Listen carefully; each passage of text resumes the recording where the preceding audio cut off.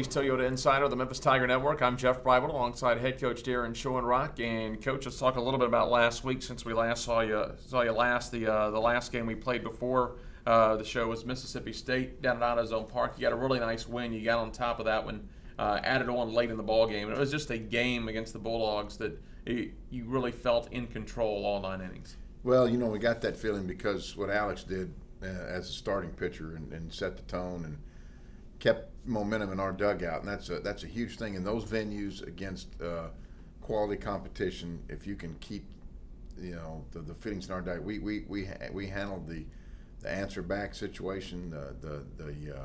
We scored after they scored, and then we threw up zeros after we scored, and so it kept a good feeling in our dugout. And then we were able to expand that thing late, which I like to do.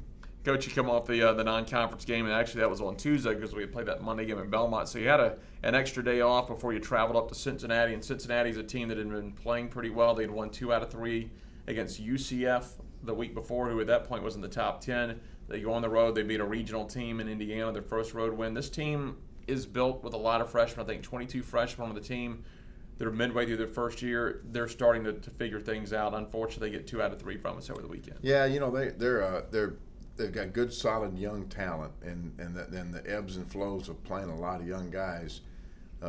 We experienced it in '09. You'll have some weekends where you do some head scratching things and go wow, but they're very talented. They've got a Player of the Year candidate in Ian Happ, and he's every bit the hitter that we had heard about, that we saw, that the draft, the scouts are talking about. They've got that guy to surround. They just surround him with a few guys that have play with energy, and they're pretty good at home. If you look at their record, the struggles that Cincinnati's had has all been on the road early with young guys, and that's expected. But they're back at home and playing on their new turf and beautiful facility, and it was a very, very hard fought, well played series. Well, it was 9 now after this weekend. I believe they're 9-4 up at Marquette Stadium. So the league's that's a team that could finish in the middle of the league. Maybe upper part of the league is bunched up as it is right now. The rubber game on Sunday, just one of those games you get into on the road, goes 12 innings, and it's always hard to win an extra inning game on the road because that home team gets that very last chance in extra innings, and especially when it's a Sunday game. Yeah, that's very difficult. And I thought our guys attacked the game with a lot of vigor and a lot of fervor, and they we started out in that thing, grinding it out. Then I felt like as the game went on, we kind of ebbed and flowed emotionally with how our at bats went. One of the things I got to talk to our team about the playing with an even keel. This team has accomplished some great things. No one game is going to be a pressure-packed difference maker, do or die, whatever.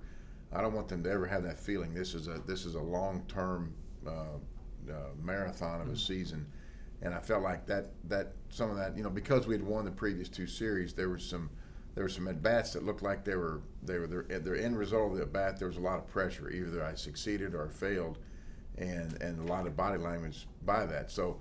Guarding against that, and this team has been very, very good at doing that this year, and it just didn't happen for Sunday. But hard fought series, and it just shows what a great league we're in. Well, let's talk about Tucker Tubbs.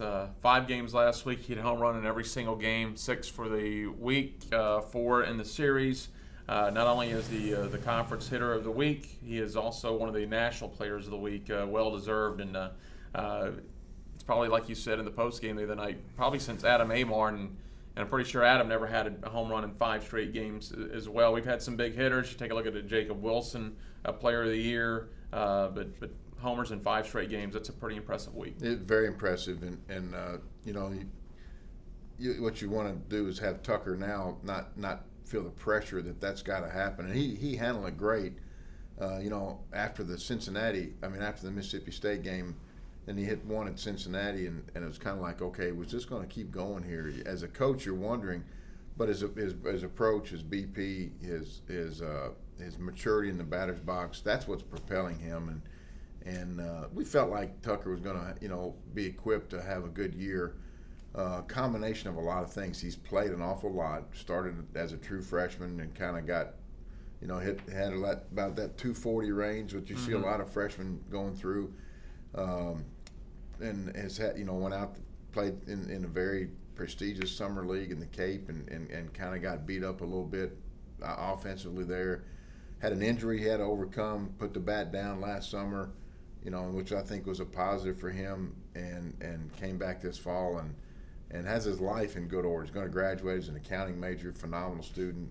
So he's got a good thing going, and he's got good vibes going, and a lot of things are starting to meet and match up now with Tucker. Coach, let's talk about this week a little bit. Belmont on Wednesday at FedEx Park, and they're going to come in the next week kind of to make up some games that you were lacking and they were lacking. But you'll see the Bruins for 3 straight weeks going back to last week with the 11-8 win. I'm sure it'll kind of be a crazy one at FedEx Park on Wednesday. It'll be crazy every time we get together, and who knows, and there'll be some home runs hit. I imagine there always is. We've got kind of a unique thing. We've got them back-to-back weeks, at our place. So, I expect, what we want to do is continue to evaluate the pitchers that aren't getting much work. And you're seeing on the weekend some guys, if we have to go to our three amigos a lot the first 2 days, and then Colton, if you want to throw Colton Hathcock in that mix to make it 4, now you're going, okay, you go to the bullpen early on a Sunday game, what do you do? That's the answers at this club that we haven't figured out yet. And so that's what we're going to use some of these midweek games for, is to try to answer some of those weekend bullpen questions. Then get South Florida this weekend, first place team. They are playing very well. And of course, I believe they still have Jimmy Hurd, a very dangerous pitcher for that staff. Very competitive. I think he and Caleb went toe-to-toe last year down there, and it was a 3-2 game or something very close. And it'll be a very competitive 2 Friday night arms going at each other.